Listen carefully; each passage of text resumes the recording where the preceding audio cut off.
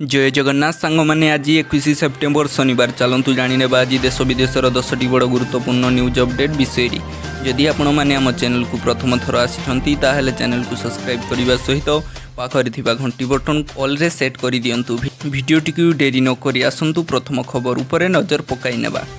नवेम्बर 8 पर्यंत सीएम किसान पंजीकरण नुआ हिताधिकारी करें आवेदन। नूतन हिताधिकारी सीएम किसान पोर्टाल रे पंजीकरण करें। पंजीकरण अवधि नवेम्बर 8 तारिख पर्यंत रखाଯାଇଛି। एही योजना माध्यम चाषी और भौणी भाई माने 2000 टंका लेखाएं दुईटी किस्ती वार्षिक 4000 टंकार आर्थिक सहायता पाइपर बोली संसदीय व्यापार मंत्री डॉक्टर मुकेश महालिंग सूचना देइछंती। परवर्ती खबर सुभद्रा को नहीं आसिला खुशी खबर जानतु केमिति खर्च कले मिलिबो आउ 500 टंका। सुभद्रा योजना रे मिलिबो 500 टंका बोनस शुक्रवार उपमुख्यमंत्री प्रभाती परिडा यह कहिछंती। आज गणमाध्यम को एक स्वतंत्र साक्षात्कार दे प्रभाती कहिछंती जो महिला माने सुभद्रा अर्थ राशि को डिजिटाल व्यय करिवे सेमानकु एही बोनस मिलिबो। परवर्ती खबर आज पुणी रत्न भंडार निरीक्षण करिबो एएसआई। परवर्ती खबर आज पुणी रत्न भंडार निरीक्षण करिबो एएसआई। अपराह्न 2टारू दर्शन बंद। आज पुणी थे श्रीमंदिर रत्न भंडार कराजिबो वैषयिक सर्भे। वैषयिक सर्भे कराजिबा नै श्रीमंदिर प्रशासन पक्षर सूचना दि जाइछि। 21, 22 और 23 तारिख रे एही वैषयिक सर्भे कराजिबो।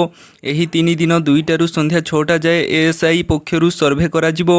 एही समय रे श्रीजुंक साधारण दर्शन बंद रहिबो। परवर्ती खबर आसुची आउ एक लघुचाप 22 रु पुणी बढ़िबो वर्षा। आसंता 22 रु बढ़िबो वर्षार प्रभाव। पुणी बंगोपसागर रे आसीबो आउ एक लघुचाप। आसंता काली उत्तर अंडमान और एहार पार्श्ववर्ती अंचल रे सृष्टि हेबो घूर्णिबलय।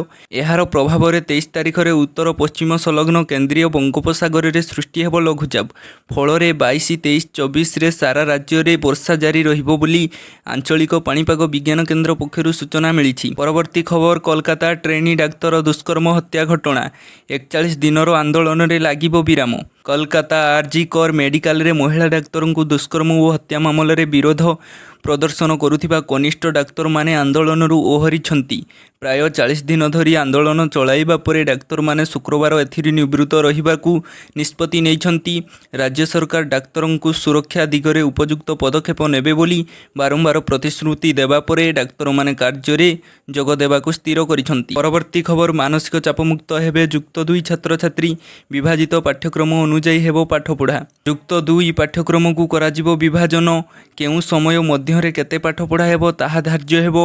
उभय इंटरनाल एवं वार्षिक परीक्षा पाई पाठ्यक्रम को विभाजन कराजिबो। एकादश और द्वादश श्रेणी कला विज्ञान वाणिज्य एवं धंदामूलक शिक्षा रे एहाकू लागू कराजिबो। एने स्वतंत्र रोड मैप प्रस्तुत कराजिबो।